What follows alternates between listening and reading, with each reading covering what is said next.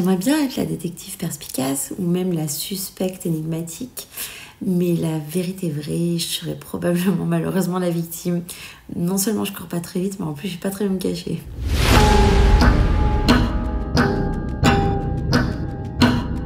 Alors je n'écouterai probablement pas de musique, je préférerais sentir un peu l'ambiance et l'atmosphère du lieu.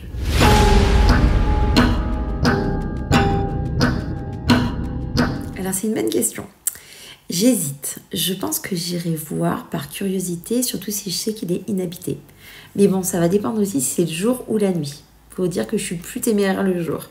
Et puis comme je l'ai dit plus haut, je cours pas très vite. Donc j'essaie d'aller dans des endroits où ma sécurité n'est pas trop en péril. Voilà, donc c'est une question un petit peu difficile. Oui, non, j'hésite encore.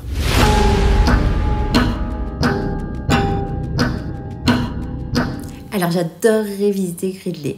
Pour moi, ce serait vraiment merveilleux de découvrir une île un peu hantée, un peu maudite. Bon, 2 jours évidemment, hein. Mais voilà, j'adorerais aller visiter Gridley, me promener sur la plage des Gros Caps, remonter jusqu'à la maison abandonnée et me perdre évidemment dans le manoir Winthrop, là où se passe le récit.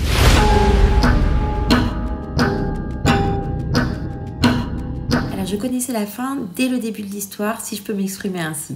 Je me suis inspirée donc pour ce récit d'une nouvelle de Maupassant, dont je ne citerai pas le nom parce que j'ai peur de vous spoiler, mais je savais depuis le premier mot écrit ce qui allait se passer à la fin.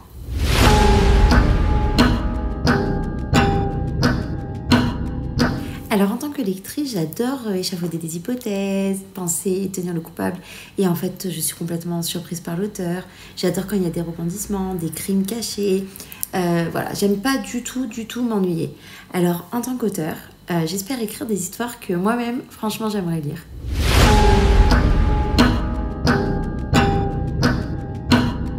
Alors non, pour moi, ce n'est pas un défi, ça fait au contraire partie de ce que j'aime raconter. Mais ne vous y trompez pas, la libellule aux ailes noires est un peu différente par rapport à Henri Heller ou même Les Yeux du vide. Donc ça va être davantage une enquête et les faits surnaturels ne seront pas vraiment expliqués. C'est-à-dire que ça va être un peu comme dans la vraie vie où parfois on a l'impression d'avoir eu un signe d'une personne défunte ou vu quelque chose ou seulement une sensation où on est un peu mal à l'aise sans pouvoir vraiment l'expliquer. Donc on se dit, est-ce que c'est mon imagination? Est-ce que ça s'est vraiment passé? Donc mon nouveau roman, La libellule aux ailes noires, est davantage axé sur une enquête. Mais ne vous y trompez pas, l'île de Gridley est probablement hantée.